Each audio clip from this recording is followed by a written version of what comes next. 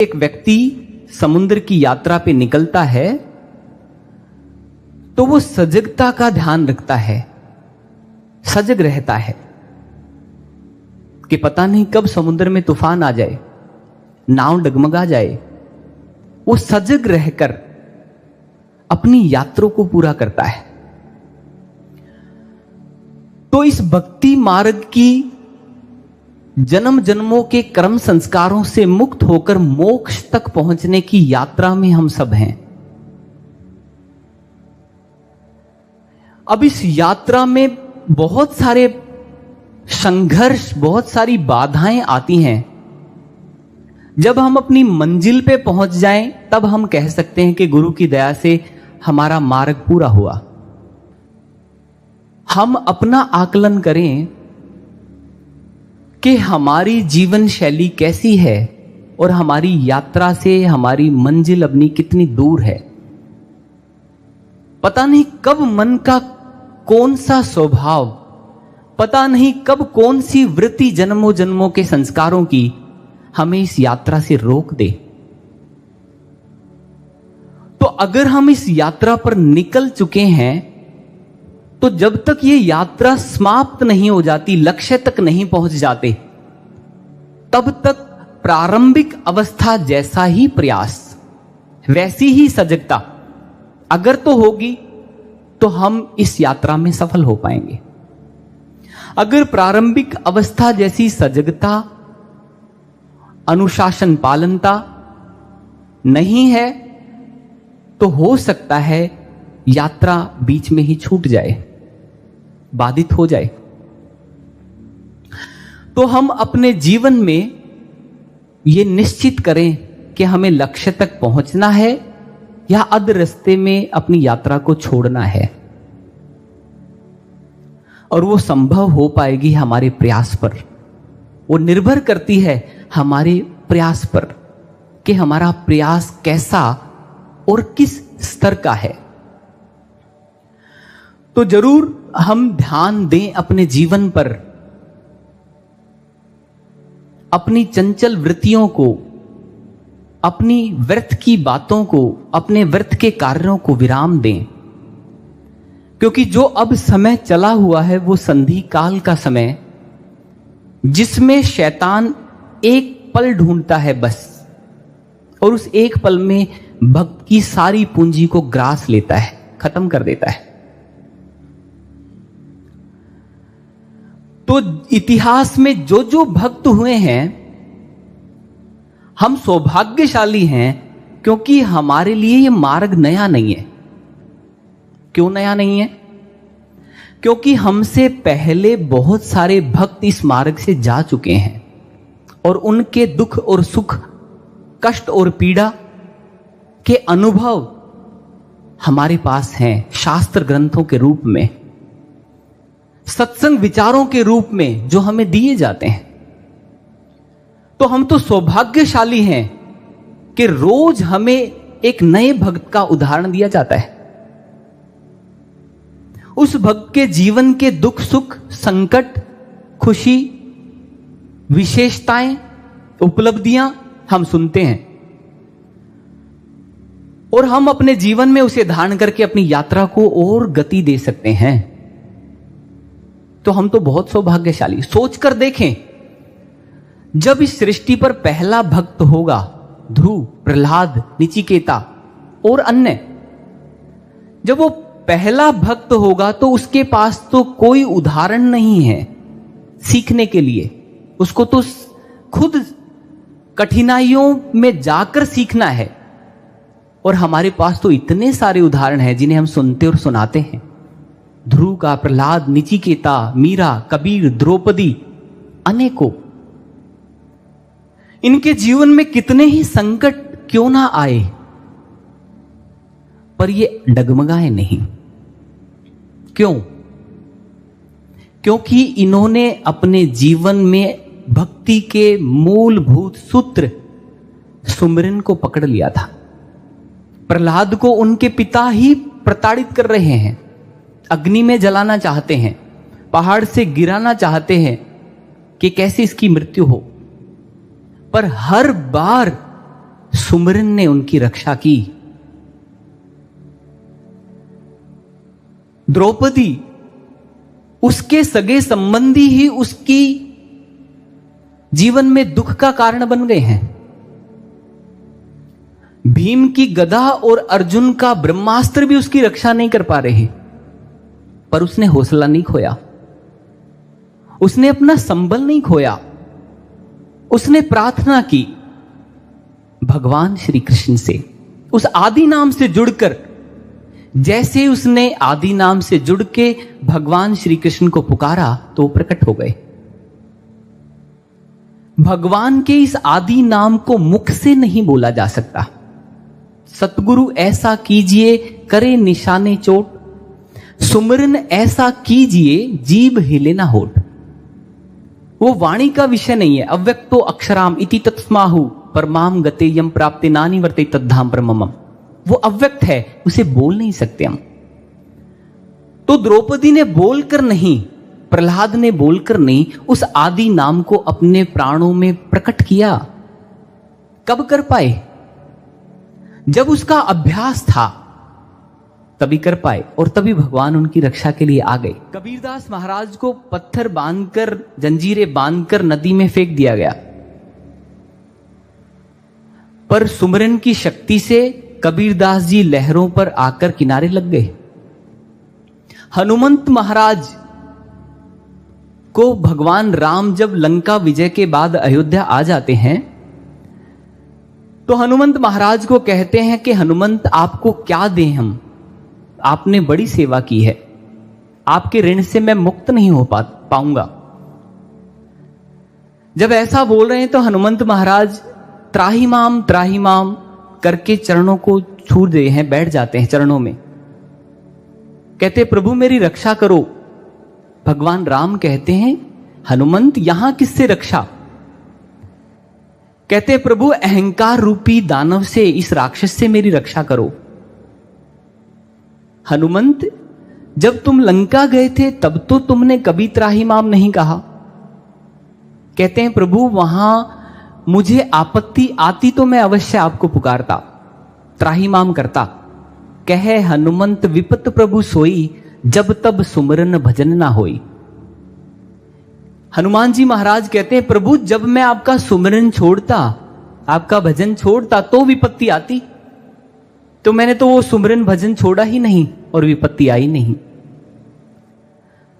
मीरा, उसके जीवन में कितने संकट आए, कितनी यातनाएं सही उसने, पर उसने अपना धैर्य नहीं खोया।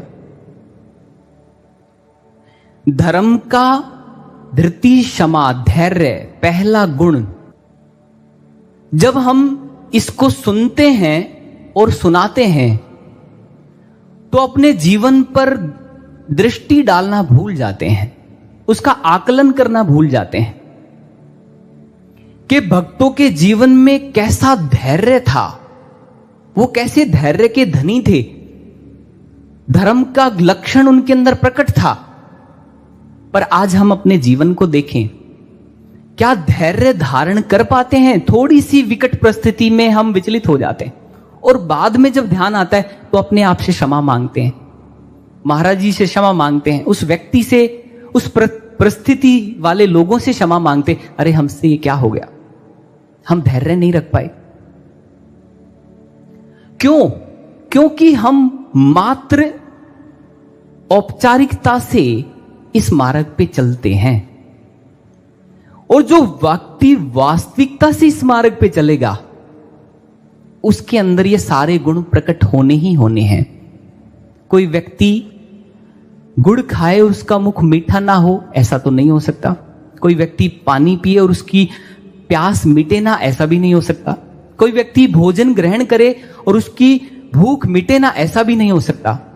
जब सांसारिक पदार्थों को ग्रहण करने से परिवर्तन आता है शरीर में, तो भगवान के आदि नाम को प्रकट होने के बाद हमारे जीवन में भी तो परिवर्तन आना चाहिए, हमारे जीवन में भी तो दिव्यता झलकनी चाहिए, हमारे जीवन में भी तो धर्म के लक्षण प्रकट होने चाहिए। ये आकलन करें हम स्वयं, हम सभी। कि कैसा विशाल धैर्य होगा उनके पास कि घर के ही परिचित लोग उन्हें प्रताड़ित कर दें। विष का प्याला दे दिया गया, ये कृष्ण का प्रसाद है, ग्रहण कर लो।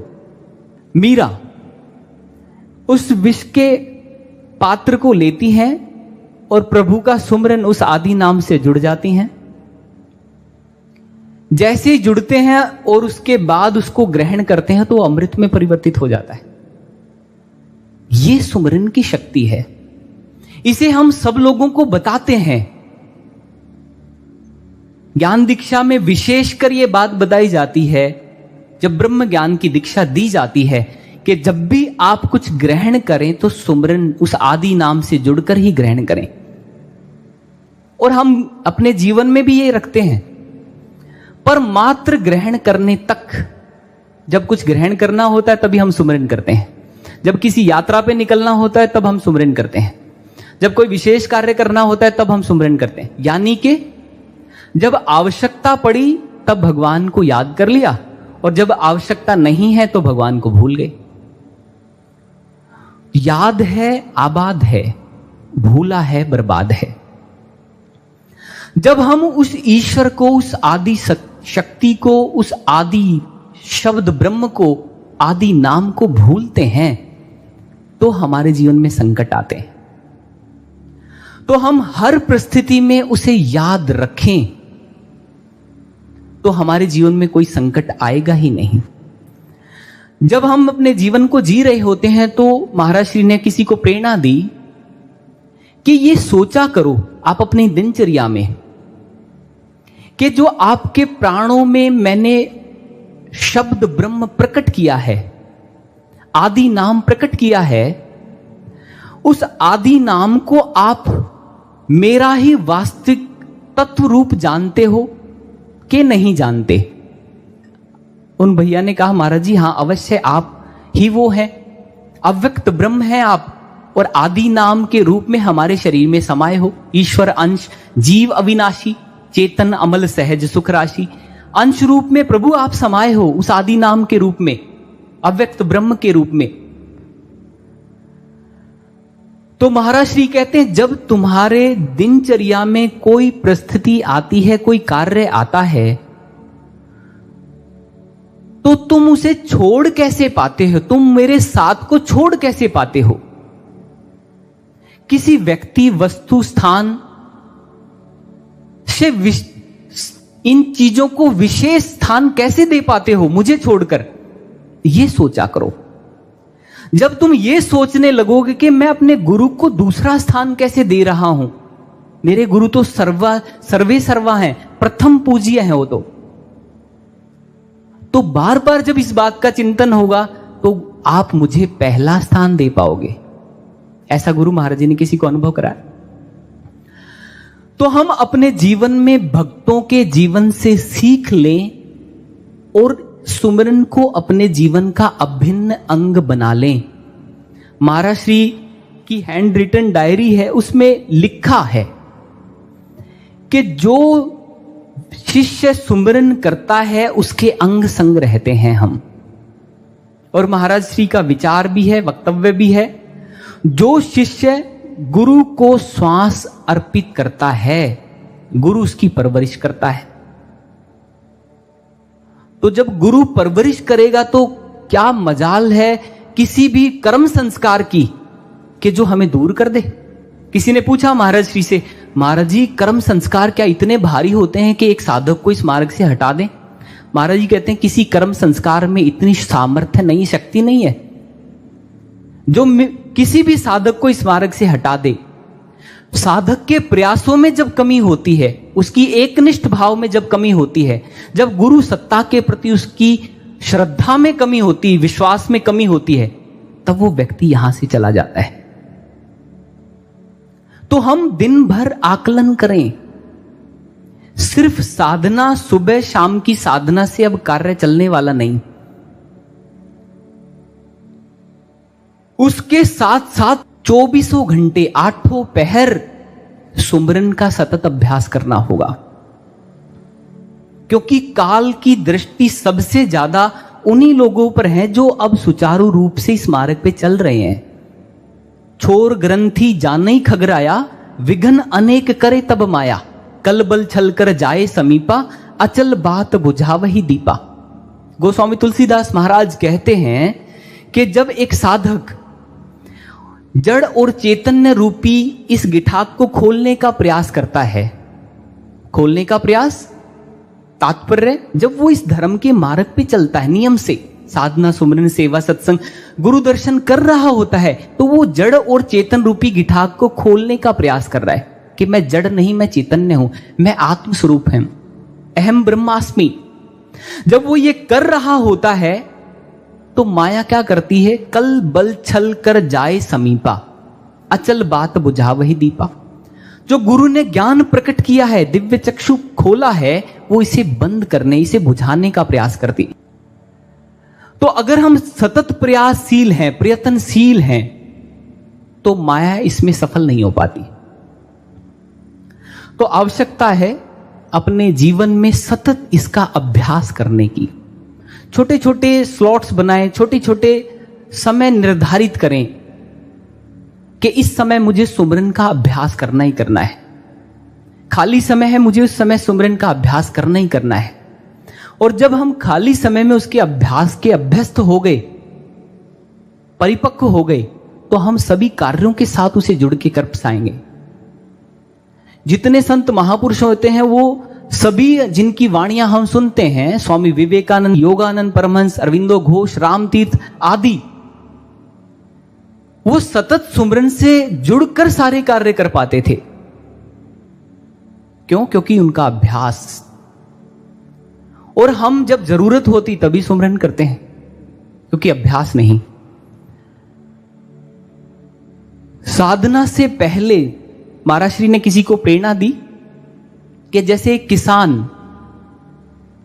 अपनी भूमि को पानी लगाता है, फिर उसे साफ करता है, फिर उसको बीज रोपित करता है, और वो बीज अनेकों बीजों को जन्म देते हैं। ऐसे ही जब एक साधक दिन भर में अपनी मनोभूमि को तैयार करता है, मनोभूमि को अपने सांसों में उस आदि नाम को बसा के रखता है, तो उसकी जो मन की वृत्तियां हैं वो शांत होती हैं, उसकी मनोभूमि शुद्ध विचारों के लिए तैयार होती है। और फिर जब साधना का समय आता है और वो बैठता है तो तुरंत उसका ध्यान लग जाता है। तो अपनी मनोभूमि को तैयार करें दिन भर में और फिर ध्यान करें। संत महापुरुष कहते हैं अगर इस तरह से हम जीवन शैली जिए तो शैतान हमें माया, मन, वृत्तियां, संस्कार भ्रमित नहीं करेंगे। पर संत महापुरुष कहते हैं जब व्यक्ति सतत प्रयास रहता है, सुमरन से जुड़ा रहता है, तो वो अपने लक्ष्य पर आगे ही आगे बढ़ता जाता है, कोई भी बाधा उसे रोक नहीं पाती, सतत चलता जाता है।